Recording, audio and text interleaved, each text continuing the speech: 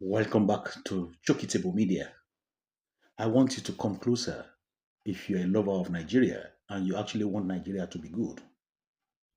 You need to listen to this information from this. I know you must be a pastor, maybe living in Nigeria or living abroad. I don't know his bio, but I want you to listen to what he has to say. He was talking precisely about the taste for mediocrity from Nigerians and the choice of choosing the wrong leaders in Nigeria, what it can bring for them or for Nigeria culturally. You know, this is what this man really explained. His oratory was very apt, very important. You need to listen to how he put this story together, talking about, the culture of praising those people, the politician, when they, at least when they do very little bit of what they're supposed to do for the people, you see how the people, the citizen will praise them to high heavens. This man touched on that. He also touched on what I've also touched upon in this on this channel of mine, that if you put or you raise a child in a dumpster. So if we raise that child in a dumpster, just don't let me use dumpster in a place whereby the road is bad, because I was talking about roads that Shegun did, the video Shegun did that time, that the road was bad along, somewhere in Abeokuta over there, or Ogun State over there.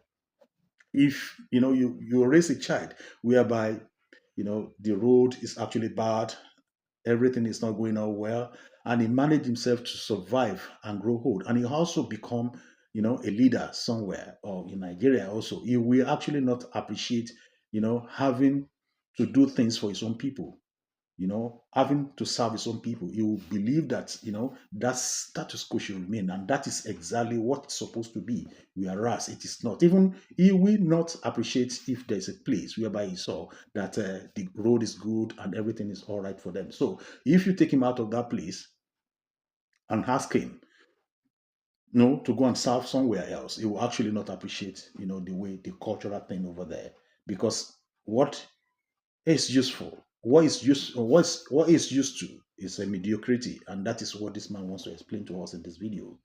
The culture of shouting up leper when when the light is off, and the culture whereby the youth of the country weren't also appreciated. They weren't even regarded to be anything, because you said these people are supposed to be the leaders of tomorrow. But if they are the leaders of tomorrow, you need to do things for them, to let them just have a space, have their own space to grow, so that at least they can actually become the leaders of tomorrow. So if they become the leaders of tomorrow and you raise them in this type of system, so what type of leader are you raising? Or actually, maybe there's not going to be any leader. Or, you ask yourself, what will become the fate of the country in another 30 years' time if children have to go to school or have to have an exam and they have to use torchlight, or they have to use the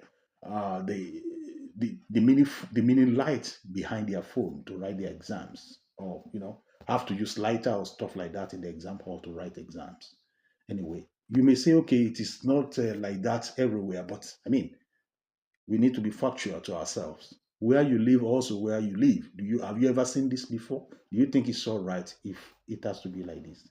Let me leave you a bit so that at least you can listen to the man, so that maybe we can be on the same page. We have cultural taste for poverty. Really, it is the poverty that we have taste for more than the prosperity. I attended an interview on Channels Television some days back. Just before we started the discussion, they played this video of some young people in this country that wrote exams recently. They had to write the exams into the night. And in that video, you saw those young people holding candles and torchlights to write the exam. I said on TV that if it was elsewhere, that was enough to ground this country. If we understood the implications, because what goes into a mind comes out in a life. I said, you want to see what our country will look like in 20, 30 years' time? That's it. Because that is what is going inside these kids. If that is what is normal for them, that's what's going to be normal. So you wonder why somebody becomes a senator or becomes a governor and does not have empathy for poor people. That's why. If that was normal for me, why should it not be normal for you? Now that I have breakthrough, that's my breakthrough. God will do your own. That's the attitude in this country, right? Cultural taste for mediocrity. There is power called for long hours. And then all of a sudden, the power comes back and everybody shouts, up NEPA.